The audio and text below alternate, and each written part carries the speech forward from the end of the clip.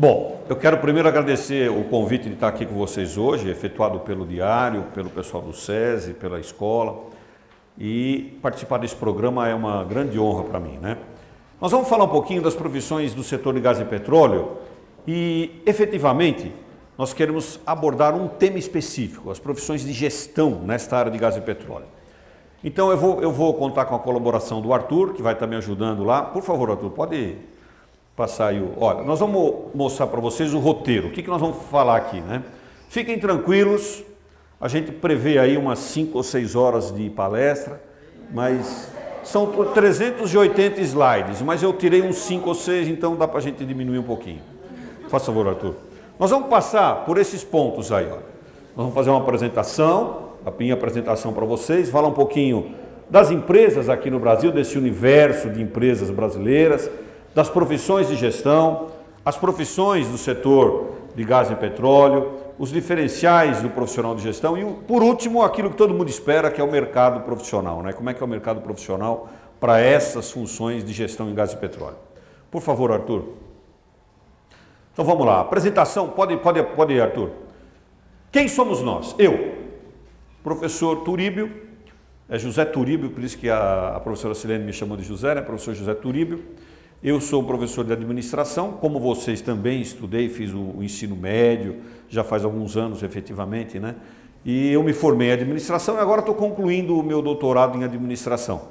Leciono na Universidade de São Caetano, na Fundação Santo André e também na FIA. A FIA é uma entidade ligada à Universidade de São Paulo nos cursos de pós-graduação também em administração. E nós vamos estar aqui hoje falando com vocês sobre isso. O que é que nós fazemos, né? Além disso tudo, né? Nós temos atividades profissionais, eu tenho atividades profissionais, vocês estão aí num momento importante da vida, no momento de aprendizagem, na formação profissional, na formação educacional, entrando já na formação profissional de vocês. Isso é o que nós estamos fazendo agora, né? O que é que nós pretendemos para a nossa vida profissional? Esse é um momento importante. Esta reflexão, uma reflexão a que todos nós somos convidados a fazer a cada instante. O que é que nós pretendemos para a nossa vida profissional? Nós queremos ser bons profissionais ou não? Eu vou dar uma informação para vocês, que vocês talvez saibam meio fragmentada. No Brasil hoje nós já passamos de 200 milhões de habitantes, vocês viram, semana passada o IBGE divulgou 201 milhões de habitantes. É gente pra caramba, né? 201 milhões de habitantes. Desses 201 milhões de habitantes, só 90 milhões são economicamente ativos, são aqueles que trabalham. A metade da população trabalha efetivamente, a população economicamente ativa. Isso significa o seguinte, né? O que nós pretendemos? O ambiente é favorável para nós? Sim, muito favorável. Hoje, nós estamos vivendo uma realidade no nosso país que nós não vivemos nos últimos 30 anos. Uma realidade de quase pleno emprego. Significa o seguinte, nós temos só 5% da população desempregada. Isso é muito bom. Por que é muito bom? Significa que nós temos emprego. Mas qual é a qualidade do emprego? A qualidade do emprego depende da qualidade do profissional, de quem vai estar exercendo a atividade profissional. Sugestão que a gente dá, procure ter a melhor formação profissional da sua vida. Não fique esperando, depois eu faço outro curso. Não. Faz o melhor curso que você puder, aquilo que você gosta e onde você puder estudar. Por quê? A formação profissional, esses 4, 5 anos daqui para frente que vocês terão de formação profissional, será decisiva para vocês, essa formação. Dela vai depender o sucesso de vocês nas empresas onde vocês estiverem. Nós temos no Brasil, nós vamos mostrar já aqui, muitas empresas e acolherão vocês com certeza. E hoje, acreditem, as empresas estão procurando profissionais. Não tem profissional competente em todas as áreas, não é só numa área ou na outra. Em todas as áreas há uma carência de bons profissionais. E eu não tenho dúvida que vocês estão no caminho certo, estão buscando a formação adequada. Vamos lá, Arthur? Bom, aí a gente diz assim, qual é o universo empresarial brasileiro, né? Onde nós estamos? O nosso país tem uma formação empresarial curiosa. Nós temos a nossa idade, né? Nós temos aí, desde 1500, quando nos descobriram, temos 500 anos de descoberta, né? Mas só efetivamente nos últimos 200 anos é que começaram a surgir empresas nesse país. E só mais particularmente nos últimos 50 é que surgiram empresas e que estão dando oportunidades de trabalho para todo mundo, apesar de nós termos empresas de mais de 100 anos, etc. mas nos últimos 50 ou 60 anos que o parque empresarial se desenvolveu bastante. Por isso que nós estamos na euforia de buscar pessoas profissionais muito competentes. Vamos lá, Arthur. Olha, no Brasil, nós temos quase 13 milhões de empresas. 13 milhões de empresas para uma população de 90 milhões de pessoas, faz a conta, vocês vão ver que dá uma média de 9 pessoas, 10 pessoas por empresa. Claro que tem empresa com uns 20 mil funcionários, 30 mil, e tem outras com muito menos profissionais. Então, é um momento importante para a gente. O Arthur vai dar mais uma informação agora para nós aqui, ó. Da área de gás e petróleo, dessas 13 milhões de empresas, nós temos 3 milhões de empresas na área de gás e petróleo, né? Então tem bastante empresa de gás e petróleo, é uma área que está crescendo muito, principalmente agora com o advento do pré-sal. Então tem uma oportunidade ímpar. Nós estamos acompanhando os investimentos que a Petrobras tem anunciado, são investimentos bilionários, né? Quase 400 bilhões de reais aí nos próximos 5 anos, isso é maravilhoso. Então a oportunidade profissional tem bastante mesmo, é só a gente estar preparado para elas, tudo bem? Vamos lá, Arthur. Profissões de gestão. O que são essas profissões de gestão? A gente diz assim, ó, todas as profissões de gestão que estão ligadas às atividades de planejamento, organização, direção e controle, são profissões ligadas ao gerenciamento, ao comando, à atividade ligada à gestão. Então, qualquer profissão que esteja ligada à área de gestão, são profissões onde vocês precisarão planejar, pensar no futuro, profissões ligadas à organização dos trabalhos, à direção, ao comando, à gerência, ao controle, estabelecimento de controles, de mecanismos de controle. Então, estas profissões de gestão, todas elas têm este perfil, esta característica. A característica de ter pessoas que comandem, controlem, dirigem, né? Que façam o planejamento, a organização. Essas são profissões de gestão. Onde elas estão presentes? Em quaisquer lugar. Onde houver necessidade de planejamento, de organização, de direção e de controle, nós teremos oportunidade para profissões de gestão. Ah, então não precisa fazer só administração de empresas? Não, pode fazer qualquer profissão. Tem espaço no segmento de petróleo e gás? Muito espaço. Por quê? Imagina o seguinte, se é um segmento que está crescendo, está em franca expansão, e nós temos aí grandes investimentos nessa área nos próximos 5, 6 anos, significa que nós precisamos de muita gente para pensar no planejamento, fazer a atividade de direção, de controle, organizar o trabalho, gente para gerenciar as pessoas que estão lá, que é a área de recursos humanos. Então tem muita oportunidade nessa área de gestão. E vocês vão encontrar uma infinidade de cursos ligados à área de gestão. Por favor, Arthur. A gente diz assim, quais são as profissões de gestão ligadas à área de gás e petróleo? Então vamos passar um pouquinho por elas. Olha, a gente diz assim, profissões de gestão, que é o que a gente encontra normalmente nas empresas, nós vamos encontrar um leque de vários cargos aí, que começa desde o auxiliar e vai até a presidência da empresa. Então, a alta administração e baixa administração, média administração. Essas profissões elas existem em todas as empresas, independentemente da empresa onde você for atuar, em qualquer lugar, de ser segmento gás e petróleo, não ser, elas existem em todas as empresas. Cada empresa tem uma denominação, algumas chamam de gerente, outras de supervisor, outras de analista, outras de auxiliar, outras de técnico, não importa. O que importa é que essas profissões, elas possuem características de profissões de gestão. Então todas as empresas elas existirão. À medida em que a empresa aumenta, que cresce, que vai aumentando o volume de operações, que é o caso do setor de gás e petróleo, vai existindo necessidade de mais gente nessa linha aqui. Faça favor, Arthur. A gente diz assim, ó, todas aquelas profissões ligadas às atividades empresariais, né, requisitam profissionais de gestão, todas. Então aqueles 13 milhões de empresas que nós temos no Brasil, 13 milhões de empresas do Brasil, precisam de profissionais de gestão. Precisam de pessoas que planejem, que controlem, que organizem, que dirigem, que comandem essas organizações. Então nós temos uma carência enorme de gente para fazer isso bem feito. Gente que faz de qualquer jeito está cheio, mas gente que faz com qualidade, muito pouco. Bom, aí a gente diz assim, olha, essas pessoas que estão ligadas às atividades empresariais, na área de gás e petróleo, têm algumas atividades específicas. Então, na área de gás e petróleo, nós precisamos de muitos profissionais nessa área de gestão. Mas, por favor, tem um destaque importante na área de gás e petróleo. E são essas aqui que eu quero destacar para vocês. Ó. a gestão de operações, a gestão de logística, de processos, de tecnologia da informação, de informática e de recursos humanos. Vamos falar um pouquinho de cada uma antes da gente caminhar aqui para frente. O que faz a gestão de operações? A gestão de operações cuida da produção, da operação em si. Então, se você tem lá, por exemplo, uma plataforma de extração de petróleo, né, você tem que ter alguém cuidando da operação daquela plataforma, alguém que coordene aquilo, que comande, alguém que dirija aquela plataforma, alguém que controle, que veja os recursos que aquela plataforma precisa, alguém que esteja trabalhando efetivamente no comando da plataforma.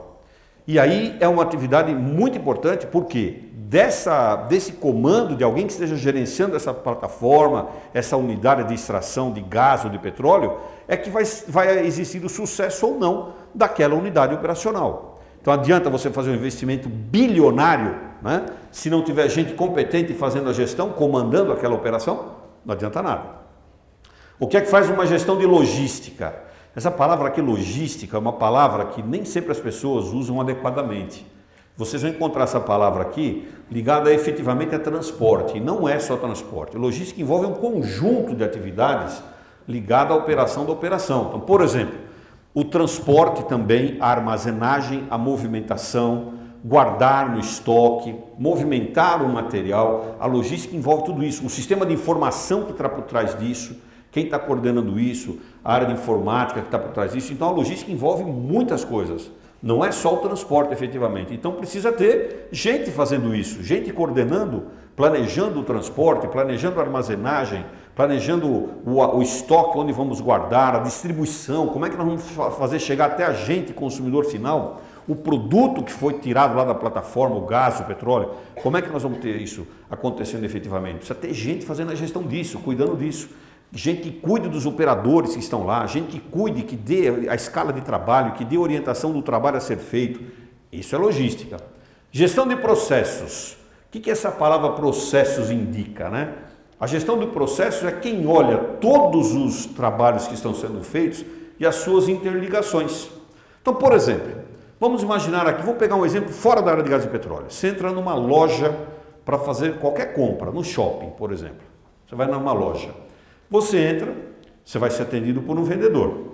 Ele vai te oferecer um produto, né, uma roupa, qualquer coisa, um tênis. Você vai comprar esse tênis, aí você vai sair da mão do vendedor, vai até um balcão, vai fazer a tua ficha lá no balcão, alguém vai anotar o teu nome, teus dados, etc. Sai desse balcão, vai para um outro lugar fazer o pagamento, de um outro lugarzinho lá. Vai no caixa, faz o pagamento com cartão, com dinheiro, com cheque, não sei o quê. Sai de lá, vai pegar o pacote, prontinho lá no setor de pacote. Sai de lá, pega a nota fiscal. São várias áreas envolvidas naquela simples operação de comprar um tênis no shopping. Essas áreas, o envolvimento delas, sem uma delas a operação não aconteceria. Então, essas áreas, a interligação entre elas é o que a gente chama de processo. É o processo como um todo. Então, a operação de gás e petróleo precisa ter alguém que olhe todas as fases do trabalho, que olha a interligação dessas fases, como elas estão acontecendo, se estão boas ou estão deficientes, se tem gente competente, se está faltando coisa, se não está faltando, como é que nós vamos suprir as necessidades de recursos para essas áreas. Então alguém precisa fazer a gestão disso, alguém precisa olhar isso como um todo e falar assim, nós precisamos colocar gente competente aí. Isso é gestão de processo.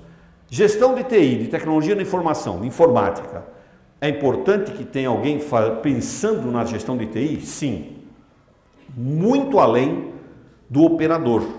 Não é só quem está fazendo lá, mexendo no computador, não. Não é isso, não.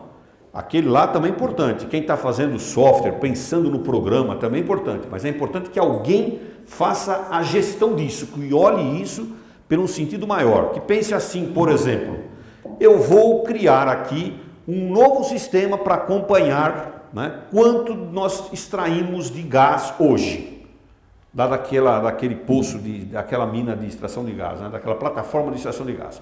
Quanto nós vamos tirar de gás? Quanto nós vamos tirar de petróleo? Alguém pensou isso, vai chamar um analista de tecnologia de informação, vai falar para ele, desenvolve um programa para fazer a extração, medir a extração de gás, medir a extração de petróleo. Aí o analista vai fazer. Então alguém pensou nisso, alguém fez a gestão disso. Então, a gestão de TI é vital nessa área. Sem ela não dá para acontecer nada. Foge, deixa de existir, foge do controle, deixa de existir controle. Gestão de recursos humanos é importante? Sim. Em todas as operações empresariais vão existir pessoas, gente. E gente é movida por uma coisa só, motivação. Não tem outro caminho. Se vocês vieram para cá, vocês têm uma motivação para estar aqui. Né? Então lá nas empresas acontece a mesma coisa. E nas plataformas de extração de gás e petróleo acontece a mesma coisa. Como é que essas pessoas se motivam para estar lá? Alguém precisa gerir essas pessoas, alguém precisa gerenciar essas pessoas, precisa comandar essas pessoas. Quem é? É o gestor de recursos humanos. Então a gestão de recursos humanos vai estar presente muito fortemente, principalmente na área de gestão de gás e petróleo. Por quê? Uma área nova, que está chegando aí, despontando como um grande fruto de investimento que nós estamos fazendo nisso, e muitas pessoas vão ser alocadas para essas áreas. Então, se as pessoas vão ser alocadas para essas áreas, vão trabalhar nestas áreas, nós precisamos ter gente comandando elas, pensando no bem-estar, pensando na formação profissional, pensando no salário, pensando na remuneração, no conjunto maior de salário, né, benefício, etc., pensando se essa pessoa está trabalhando adequadamente, como promovê-la melhor no trabalho, que cursos ela poderia fazer, qual é o desenvolvimento profissional dela. Alguém precisa pensar nisso. Quem faz isso? O gestor de recursos humanos. Está claro isso para todo mundo? Tudo bem? Daqui a pouco a gente vai abrir para perguntas, tá? Faz favor. A gente diz assim, ó, qual é o fluxo desse processo operacional? Lembra da palavrinha processo? Um monte de atividades que são interligadas. Então, a operação de extração de gás e de petróleo começa lá na plataforma, né, de gás e petróleo. E o fluxo, ele se desencadeia daí para frente de algumas formas muito interessantes. Por favor. Olha lá, primeira coisa, tem que ter uma movimentação. Extraído o petróleo, o gás, alguém tem que movimentar. Tem que levar esse petróleo, esse gás para algum lugar. É que aqui o homenzinho não está se movimentando, mas ele movimenta, né? Ele está movimentando, ele leva isso para algum lugar. Sai daqui e vai para algum lugar. É o passo seguinte. Depois eu vou explicar para vocês o que são essas siglas que aparecem aqui, ó. Bom, muito bem. Aí o homenzinho movimentou e vai haver um acondicionamento, armazenagem. Esse petróleo, esse gás vai ser armazenado. Em algum lugar ele vai ficar guardado. Está no estoque, em algum lugar. Tem que guardar ele em algum lugar. Você não tirou da plataforma e pôs no posto de gasolina. Não é assim que funciona. Né? Vamos lá. Aí tem o transporte. Alguém pega esse material que está armazenado, que está acondicionado e vai para o transporte. Leva ele para algum lugar. Para onde vai levar? Vai levar para uma distribuidora, para uma nova armazenagem. Alguém vai levar esse petróleo, o gás, para algum lugar que vai ser armazenado. E aí, por último, vai chegar lá no posto de combustível, abastecendo um carro, ou nas indústrias que vão usar esse gás e esse petróleo que vai estar sendo extraído. Então eu digo para vocês assim, onde começa tudo? Na extração.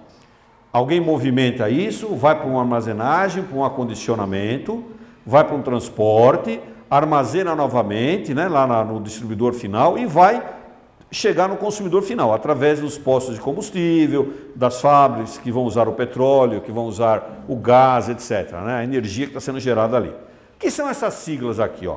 WMS, WMS, TMS. Essas siglas indicam os sistemas de computador que são usados para controlar tudo isso. Então, olha só, nós precisamos de gestor de processo aqui, alguém que olhe isso inteirinho, precisamos.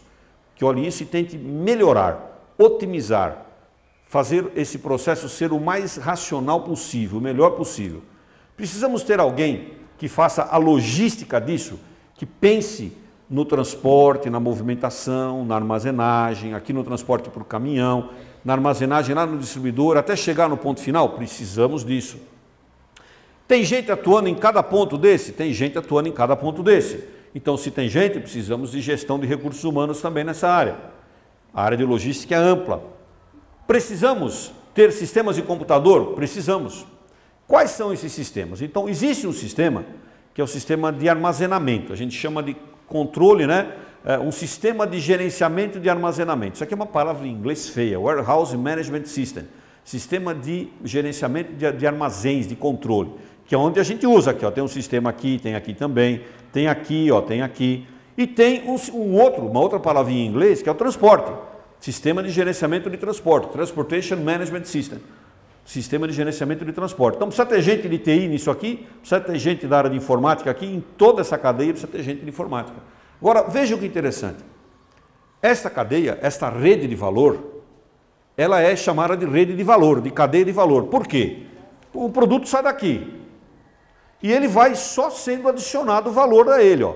Vai passando pelas mãos, pelas máquinas, por tudo quanto é canto e vai tendo valor agregado a eles. Cada vez que ele passa por uma etapa dessa, alguém adiciona alguma coisa, um valor. Então, quando ele chega aqui, o valor dele aumentou, ele tem mais valor para quem vai consumir.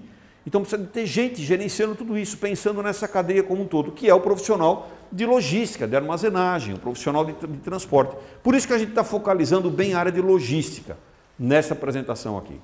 Tudo bem? Vamos lá, Arthur. A gente diz assim, quem vai trabalhar como profissional de gestão tem diferenciais? Tem. Tem vários diferenciais. Ó. Você vai ser um profissional de gestão. O que vai ser convidado você a ser diferente dos outros? Onde você será convidado a ser diferente? Primeiro, você precisará ter uma percepção do todo. Ninguém trabalha em gestão tendo foco só em uma coisa específica. Tem que ter uma visão do todo empresarial, da empresa como um todo, do mundo, dos negócios. Tem que ter uma disposição para aprender muito. Aprender sempre.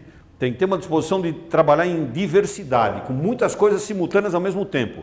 Porque ao mesmo tempo que aquele gestor de logística está pensando no fluxo como um todo, que nós vimos agora há pouco, ele também tem que pensar nas pessoas que estão lá trabalhando com ele. Elas estão motivadas ou não?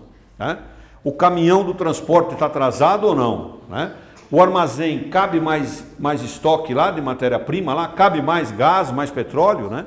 Tem que pensar nisso. Tem que atuar sem fronteiras, não tem mais fronteiras, né? Ah, eu quero trabalhar, eu quero me formar e que vou trabalhar na unidade de Mauá ou na unidade de Santo André. Não tem mais fronteira. O mercado de trabalho hoje para bons profissionais é o mundo, não tem jeito. Você será convidado a ir para todo quanto é canto do planeta, né? Aprendendo, desenvolvendo coisas. Quantos de vocês aqui já não pensaram no programa de intercâmbio? Com certeza já pensaram, né? Já pensaram, já foram ver preço, etc. E vão pensar em trabalhar fora do Brasil também, por que não? Né? Você vai precisar aprender fora daqui também. Outra coisa, trabalhar com pessoas e processos. Vai ter que gostar de trabalhar com gente, não tem jeito. Né? O homem é um ser gregário por natureza, ele vive em sociedade. Aliás, a nossa evolução como seres humanos, ela decorre do nosso convívio pessoal, social. Então nós precisamos tolerar, aprender a ter paciência, né? Aprender a perdoar as pessoas, né? Aprender a falar com as pessoas cordialmente. É uma postura nova que está sendo exigida, sempre foi importante, mas agora mais do que nunca, né?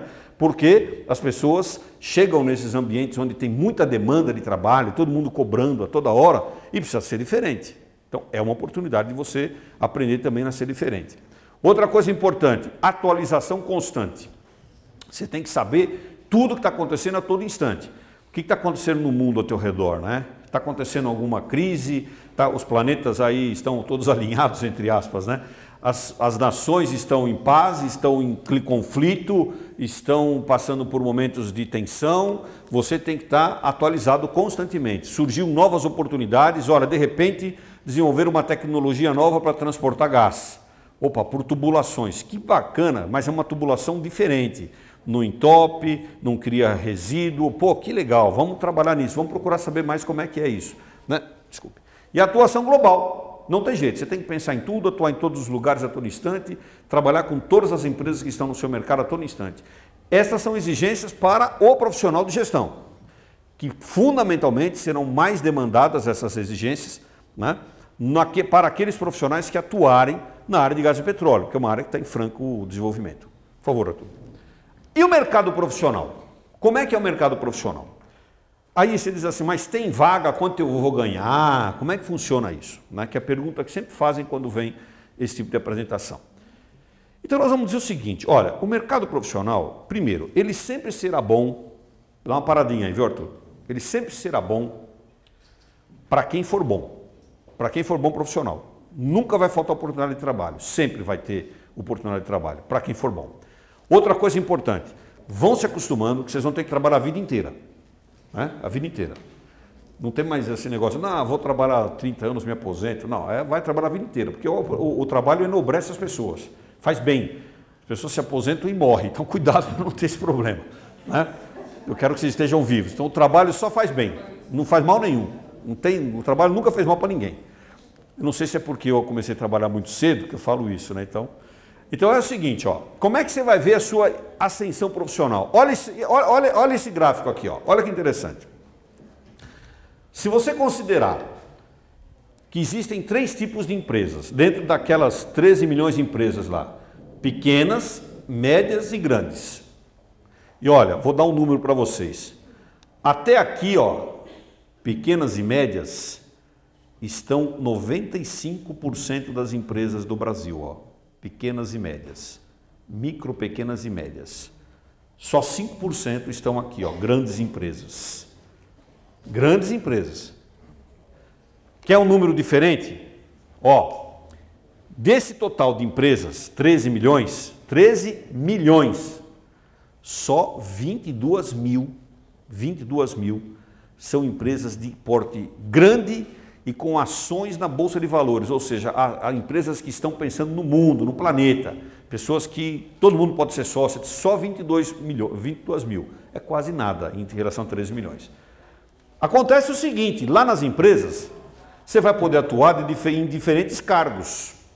Você começa atuando como analista, auxiliar, depois você sobe para a chefia, para uma subdivisão, até chegar a ser um gerente. Isso aqui pode ser maior também, você pode vir a ser um diretor, um presidente, assim como você poderá entrar como estagiário, um assistente, aqui embaixo. Esses 3 grupos de cargos aqui é onde estão concentrados os maiores agrupamentos de profissionais, por isso que a gente parou neles aqui. E a sua ascensão profissional, os seus salários, eles crescerão nessa proporção aqui, ó. Se você entrar numa pequena empresa e tiver um cargo baixo, analista, auxiliar, você terá um salário relativamente baixo também. Se você estiver numa grande empresa, num alto cargo, você terá um salário alto também. Então a ascensão se dá assim, ó, nesta curva aqui. Agora, é possível você estar numa pequena empresa e ter aqui embaixo ter um salário alto? É possível você estar numa grande empresa, num alto cargo e ter um salário que não é melhor do mercado? Pode também. Não tem problema. Isso é totalmente admissível. A lógica é esta ascensão aqui, ó. Você vai mudando de faixa de empresa, da pequena para a grande e vai subindo. Aí você vai alcançando os maiores salários. Vamos dar uma olhada nisso? Ó, em termos de valores, na área de logística e suprimentos. Se você começar como um analista numa pequena empresa, o menor valor encontrado hoje é em torno de R$800, 850, 830, R$800. Tá? Essa é a pesquisa de agosto, agora trabalhado pelo Datafolha, que é um grande órgão de pesquisa salarial. Aí você pode ir adiante, você fala assim, agora eu vou para uma média empresa. Né? O valor médio para cargos de baixo nível aqui, R$1.300. E se você for para uma grande empresa e tiver um cargo de analista auxiliar, você vai ter um salário de R$2.000. Para aí, Arthur. Pode mudar isso? Pode. Você pode ir para uma pequena empresa, num cargo de analista e ter um grande valor aqui maior que esse? Pode. Pode sim. Você pode ganhar mais sim. Precisa ver se a empresa consegue pagar. Se a estrutura salarial dela permite isso. Se ela permitir, ela vai pagar. Se não permitir, você vai ficar nessa faixa salarial aqui. Mas se você se especializar, você vai aprendendo, está estudando, vai aprendendo cada vez mais, vai se especializando, você pode pegar um outro cargo? Pode. Dentro dessa mesma empresa. Né? E aí você pode subir. Mas aí você pode procurar uma empresa maior também, né? E conseguir um salário maior. Pode até trabalhar numa empresa de grande porte e conseguir um salário maior ainda. Nós estamos pegando só na área de logística e suprimentos. Esta área que pega todo o processamento do fluxo operacional. Tudo bem? Vamos lá, Arthur. Aí você muda. Num cargo de chefia, supervisão, numa pequena empresa, tem um salário em torno de R$1.500. Numa média empresa, já vai mudar o teu salário. Você está num outro perfil agora, 3.000, alguma coisa assim. Numa grande empresa, um chefe, um supervisor, já muda o faixa, vai uns R$7.000 por mês. Né? Isso, lembra da faixa, ó. A sua ascensão vai se dar nesse sentido, ó. Sempre assim, ó. Tá? Ou seja, você está migrando de empresa, migrando de nível de trabalho e de empresa de porte. E por último, se você for um gerente, as coisas mudam de figura. Né? Numa empresa de pequeno porte, você vai ter aí um salário de uns 6 mil reais por mês. Se for de médio porte, em torno de 9 mil. Agora, de grande porte, uns 16 mil reais por mês. Aí começa a melhorar, né? Olha, de novo. Vocês já viram alguma vez? Já viram alguma vez como é que se faz farinha de trigo? Não viram farinha de trigo? Já viram como é que faz? Já viram? Você já viu, né? Então, farinha de trigo tem um grande funil. Vamos contar para a mãe como é que faz farinha de trigo. Para a mãe, é lógico que o processo industrial é diferente. Tem um grande funil. A gente pega o trigo e coloca tudo lá, né? Só que o funil, ele é pequenininho. Os menores grãos, os menores é que passam e vão virar farinha especial. O resto vai ser tudo farinha comum. Então, os menores. Por que os menores? São os melhores. Então, só os melhores vão conseguir chegar num alto cargo numa grande empresa, né? Por isso que tem que ser bom. Tem que ser bom, tem que estudar, tem que ralar, tem que malhar mesmo, não tem jeito, tem que aprender mesmo. Agora vou dar uma outra informação para vocês, para instigar vocês mesmo. No Brasil nós temos um salário mínimo, né? Apesar dele ser regional, ele está em torno de 700 e pouco, 800 reais. O ano que vem vai ser 772, mas tudo bem. Então, abaixo disso aqui, ó, abaixo disso, desse cargo aqui, ó, vamos supor que você entre numa empresa como estagiário, como assistente, ajudante, pode. Você não vai ganhar menos que isso, porque é o mínimo que se paga para qualquer profissional no país. Porém, se subir aqui, ó, nessa, ó, tá subindo de analista para supervisão, para gerente, vai subir para diretor, presidente, vai subir? Vai. E o salário? Vai subir também. Vai subir também. E vai subir numa proporção não tão proporcional a isso que vocês estão vendo aqui, não. Vai subindo bem mais. Só que são poucos. Não são muitos. E só os ótimos é que vão chegar ali. Então você pega, por exemplo, eu vou dar o número para vocês, se vocês estão curiosos. Você pega o presidente de uma grande empresa, aqui, ó, se tivesse aqui, não está, eu nem pus aqui porque não tem necessidade disso. Se você pegasse aqui o presidente, um cargo lá em cima de uma grande empresa, alguma coisa em torno de 50 mil reais, alguma coisa assim, né? Só salário, sem falar de benefícios, carro, casa, aluguel, não sei o que, para lá, né? E na pequena? Na pequena alguma coisa aí em torno de 20 mil, alguma coisa assim, tá? Estão pegando o top, né? Isso sem encontrar outros benefícios. Bom, dá para perceber que nós temos muita coisa pela frente. Agora, o caminho, ele só é bom, né, para quem sabe onde quer ir, né? Então, se você sabe onde você quer ir, onde você quer chegar, você quer galgar uma posição como essa, não precisa ser numa grande empresa necessariamente, né, numa empresa de médio porte, de pequeno porte, você quer ter melhores condições salariais, seja ótimo, porque só ser bom não adianta mais, tem que ser ótimo. Porque o que todo mundo quer? Todo mundo quer estar nos melhores cargos, nas melhores empresas, né? Mas ninguém quer passar pelas dificuldades que isso exige, não é? Tudo bem até aqui? Bom, isso é só para instigar vocês, para mostrar para vocês, porque eu sei que todo mundo pergunta mesmo, né? Então agora eu vou fazer o seguinte, agora eu gostaria de ouvir algumas preocupações ou comentários ou dúvidas que vocês têm, porque eu sei que vocês têm dúvidas, têm preocupações, têm comentários e gostariam de perguntar algumas coisas. Então, fique à vontade, vamos lá. Não precisa ter vergonha não, porque eu estou aqui para aprender como vocês. Eu também aprendo todo dia. Vamos lá. Sim. Obrigado, me chamou de moço. Eu já me senti uns 40 anos mais jovem agora. Não quer falar no microfone, né? Como é que é o seu nome? Sami. Fala, Sami. Uma engenheira de petróleo e gás, em que ramo? Ela está perguntando assim, um engenheiro, uma engenheira de petróleo e gás, onde ela entra aqui? Bom, é assim, as carreiras fora da gestão, nós estamos falando de carreira de gestão. As carreiras de gestão, em todas as empresas, tem dois tipos de carreira, viu, Sami? Tem uma carreira gerencial administrativa, que é isso que nós estamos falando aqui, e tem uma carreira técnica, engenharia, técnico, etc. Certo? Mas elas, às vezes não, sempre elas se equiparam em termos de nível. Um engenheiro de petróleo e gás, onde ele entraria? Depende da empresa onde ele vai estar. Normalmente, a gente poderia dizer assim, normalmente, ele estaria nesse nível aqui, ó, de chefia e supervisão, ó. nesse nível aqui, ó. Entendeu? Depende da empresa onde ele vai trabalhar, depende da qualificação dele, que cargo ele vai ter. Ele vai ser um engenheiro-chefe ou vai ser só um engenheiro, um técnico? Percebe? Normalmente a entrada dele seria por aqui, ó, nessa linha aqui, ó. Tudo bem? Respondi a sua pergunta? Respondi. Quem mais? Fala. Você é o Eduardo. Quer falar aqui, Eduardo, para todo mundo ouvir? Não precisa? A empresa que mais se destaca nisso seria a Petrobras. Ele diz que a empresa que mais se destaca em tudo isso é a Petrobras. Esses salários não são da Petrobras, tá? É da área de logística e suprimentos como um todo, no Brasil inteiro. Mas qual seria uma outra empresa, tipo, de grandes empresas mesmo, que é a minha opinião? Então, aí assim, ó. Ô Arthur, dá para voltar um pouquinho naquele fluxo lá? Volta um pouquinho. Volta.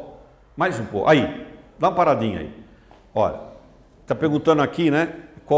Quais são as empresas que estão nisso? Né? Então você pega, por exemplo, vamos pegar aqui, ó. Vou dar alguns nomes de empresas para vocês aqui. Por exemplo, a Petrobras está fazendo a extração, não está? Quem está fazendo a distribuição final? Ela mesma, através da BR, Shell, né? A Raízen, né? Que é o grupo da Shell lá, né? Bom, então empresas estão aqui. Agora, você tem empresas fazendo movimentação? Tem. Tem empresas de pequeno porte fazendo movimentação que às vezes você nem conhece o nome. Empresas que estão lá foram montadas para prestar serviço para a Petrobras, para outras empresas de pequeno porte. Mas você tem aqui, por exemplo, ó, nesta área aqui, ó, você tem, por exemplo, né, você tem a transportadora Júlio Simões, que é uma grande empresa de transporte. Né, você tem a Greco Logística, que é aqui pertinho de vocês, inclusive, que faz esse tipo de logística, acondicionamento, armazenagem. Estou dando alguns exemplos aqui, só para lembrar aqui, né, para vocês, desse tipo de movimentação que está aqui acontecendo. Você tem, por exemplo, a LL, América Latina Logística, que é uma grande empresa, uma das maiores do Brasil na área de transporte ferroviário, né, que faz transporte, armazenagem em silos, inclusive, para atender a demanda das empresas. Então ela cria eixos, trilhos de trem, né, transporte ferroviário de uma empresa até o armazém, para a empresa não gastar muito com isso. Tem empresas de distribuição de produtos. Você tem a Tegma Transportes, que faz isso aqui pertinho também, em São Bernardo. Estou citando algumas, né? Na área de logística. Tudo bem? Ok? Respondi a sua pergunta? São alguns exemplos, tá? E tem uma infinidade, viu, de empresas de pequeno porte que às vezes nem aparece o nome, né? Nem são citáveis, né? Mas elas são montadas para atender essas finalidades específicas, tá? E vai precisar, hein? De muito, hein? Não entendi. O governo, boa pergunta. O governo começa a atuar em que ponto aqui? Primeiro, o governo ele não atua diretamente em nada. A Petrobras é uma empresa de economia mista, né? Por exemplo, é uma empresa que é de capital aberto. Então qualquer um pode ser sócio da Petrobras, eu, você, qualquer um. Outras empresas. Então o governo ele atua olhando essa cadeia como um todo. Né? No sistema econômico, como é que é o seu nome? Guilherme, no sistema econômico como um todo, o governo ele é um grande orientador das políticas para alguns setores. Então, ele é que deu, não estamos aqui falando da política em si, mas é o governo que deu o norte para criar um incentivo para o setor de gás e petróleo. Assim como ele criou o norte para criar agora, recentemente, um incentivo para o setor de linha branca, geladeiras, fogões, etc. Né? Como ele vai incentivando. O governo, cabe a ele, através das suas políticas de a palavra desoneração, de redução de impostos, etc., né? Ou incentivo, né, para as pessoas produzirem e consumirem, criar grandes linhas de políticas. Ele atua observando isso como um todo, tá? Ok? Tá claro? Quem mais? Só essas três dúvidas? Não é possível. Eu estou com um monte de dúvida. Nem vocês não estão com nenhuma? Professoras, o pessoal do diário, ninguém quer fazer nada? Pode fazer pergunta também aí. Não tem... Quer... Você é a? Adriana. Adriana é professora. Isso. Eu queria tirar uma dúvida. Há uma informação que a Petrobras ela tem uma demanda, mas não tem profissionais para a área. A estação de pré-sal, descoberta aí de novos postos. Há algum programa, eu sei que há um programa para áreas operacionais, que eles formam profissionais aí para a área profissional, operacional. E para os jovens, tem algum programa específico para a Petrobras? Boa pergunta. Então é assim, a professora Adriana, né? A professora Adriana está perguntando aqui, qual é o incentivo que o jovem tem para esse tipo de formação? Né? Então, olha só, aqui no Brasil, O nosso sistema educacional, ele funciona de acordo com a Lei de Diretrizes e Bases, né, do ensino, lá de 96, ele funciona de um jeito só. Né? Ele tem lá o ensino fundamental, o médio e o superior, certo? Lá no médio, no ensino médio, é possível, né, através do sistema governamental, você fazer o médio e ao mesmo tempo fazer o técnico. É possível você associar o técnico. Dentro do curso técnico você vai encontrar profissões ligadas à logística, à distribuição, à gestão de recursos humanos, à administração. Você vai encontrar essas profissões. Tá? O incentivo vem daí, da formação de técnicos. Aliás, isso, professora Adriana, é interessante que a senhora tenha citado isso, porque isso foi criado no nosso país, é bom que vocês saibam disso, na história é importante para a gente aprender como é que funciona hoje, né? Lá nos anos 70, para gerar formação de técnicos, que nós não tínhamos técnicos, né? Então isso é o resultado daquele programa que veio lá dos anos 70. Então o incentivo é nessa área, na formação técnica. Tudo bem? Eles têm programa de estágio também? Então, mesma coisa. Então, ó, a professora Adriana está perguntando, está complementando a pergunta dela, diz assim, os estágios. No momento em que você começa a atuar no ensino médio, né, você está lá no curso técnico, etc., as empresas já abrem a oportunidade de você fazer estágio. Você já pode fazer estágio, elas já contratam você como estagiário, é possível. Né? Então isso existe, é legal, está dentro da lei e os salários não são nessa magnitude, evidente, que é uma bolsa auxílio. Né? O estagiário recebe uma bolsa auxílio, por quê? Qual é a lógica de um estagiário? O estagiário tem a lógica dele se aclimatar a respeito da empresa.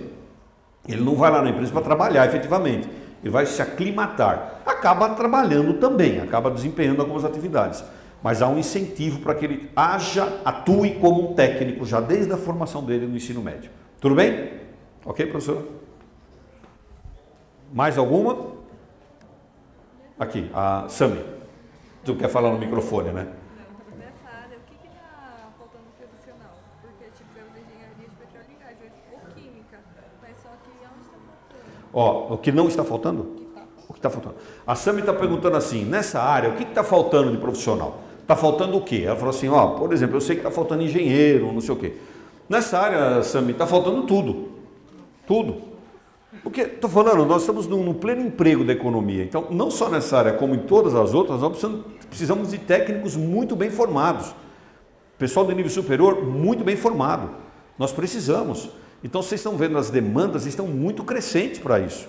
Né? Então, essa área de gás e petróleo, ela tá, como está em expansão muito grande, as empresas precisam de gente nessa área, em todas as áreas. Eu peguei a área de logística aqui, nas suprimentos, porque suprimentos é quem atende o outro, né? Então suprir, atender o outro. Então a área de logística e suprimentos é uma área que está demandando gente a todo instante, e gente boa, bem formada. Não adianta só se formar e falar, eu tenho um diploma, legal. Mas se tem diploma e sabe atuar, é um bom profissional, esse tem valor, esse vai ter emprego. Tudo bem? Ok, Sami? Sim. Quer falar aqui? Você é o? Hermes. Eric. Com relação ao meio ambiente, toda essa movimentação, há um certo desgaste no ambiente. As empresas se preocupam com isso? Pois é. Ótima pergunta. Ótima pergunta. Em relação à política ambiental, né? Como é que fica a política ambiental? Aí você vai ver aqui uma coisa muito importante. Uma das maiores empresas que investem no meio ambiente no Brasil é a Petrobras. Né? As empresas que atuam nesse segmento aqui, ó, precisam ter necessariamente políticas de desenvolvimento ambiental, de proteção ambiental. Não apenas na questão da sua manipulação com os produtos, mas também no tratamento do resíduo, por exemplo. Né? Você pega, por exemplo, uma usina que produz produtos químicos. Não sei aqui se essa linguagem é familiar para vocês. Eu não queria citar exemplo de empresa aqui para não ficar um negócio meio que fazer propaganda, né? Mas tem empresas do segmento químico que elas precisam de água para trabalhar. Então elas instalam as suas usinas do lado de rios. Tem algumas empresas que elas captam as águas dos rios, trabalham e devolvem a água para o rio mais limpa do que ela entrou. Isso é consciência ambiental, né? Isso é consciência ambiental. Então precisa ter essa preocupação, sim, no descarte dos caminhões, por exemplo. O caminhão transportou, precisa ser lavado. Quem lava esse caminhão? Para onde vai aquela água? Aquela água, ela tem que ser armazenada num grande tanque que a gente chama de estação de tratamento de efluentes, e ali você faz o controle do pH da água, o potencial hidrogeniônico, que é menos ácido ou mais ácida. Vocês devem aprender isso em algum momento aí, né? Então você faz o controle, você estabiliza ele em 7, estabilizou em 7, a água pode ser devolvida para o rio, sem problema. Se for acima de 7 é muito alcalina, abaixo de 7 é muito ácida, aí começa a dar problema, então não vai para o rio. As empresas têm que ter essas estações de tratamento, não só quem lava aqui, ó, mas como quem armazena. Lá nos postos de combustível, vocês já viram que os postos de combustíveis todos tiveram que fazer uma reestruturação aí, e se você for entrar no posto de combustível, você vai ver uma canaleta assim, ó, do lado do posto, que pega toda a extensão do posto. É como se você estivesse entrando dentro de um quadrado. É o meu quadrado, né? Por quê? Porque ali é uma canaleta de recepção do que vaza, do resíduo que vaza, porque tem que ser tratado, não pode ser devolvido para a rede de água sem tratar. Tem que controlar o pH dele. Tudo bem? Quem mais? Aqui. Você é a? Letícia. Letícia, quer falar aqui? Não. Também não quer falar no microfone? Vocês não querem se expor de jeito nenhum, não é só a professora que falou no microfone, né? Fala, Letícia. Uma curiosidade minha, o Brasil, ele se encontra no ranking de país nesses processos operacionais de desenvolvimento, ele se encontra, tipo, ele está um preço muito bom ou nem tanto? Ó, a pergunta da Letícia, muito interessante. Em que estágio está o Brasil nesse fluxo operacional aqui, ó? Não necessariamente desse de gás e petróleo, né?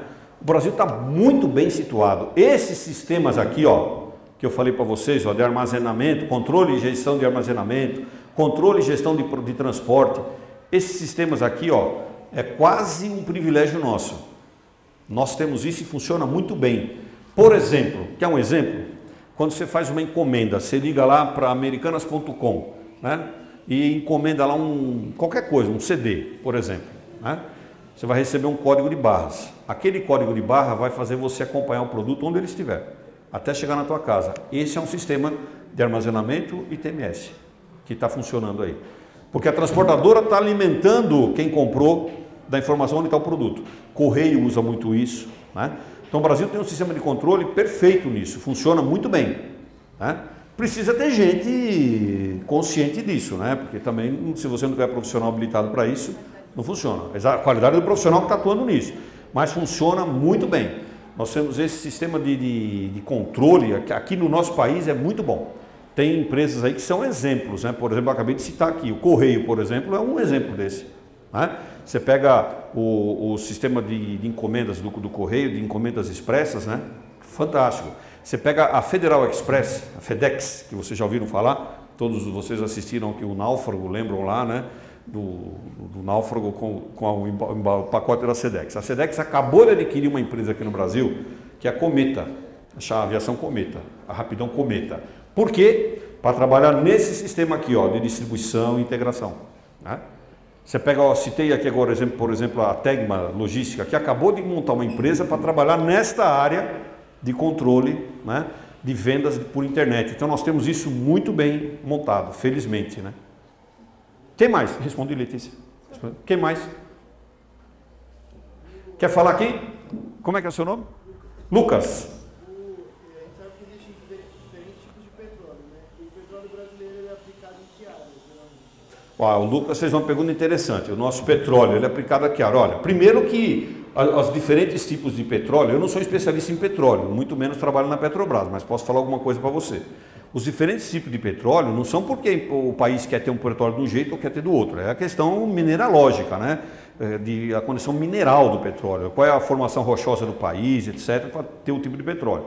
Nós temos um tipo de petróleo que nos interessa e que interessa para outros países também, por isso que a gente exporta, né? E por isso que também nós importamos, porque nós precisamos suprir da nossa necessidade. Tá bem? Quem mais? Já? Ninguém tem mais dúvida nenhuma?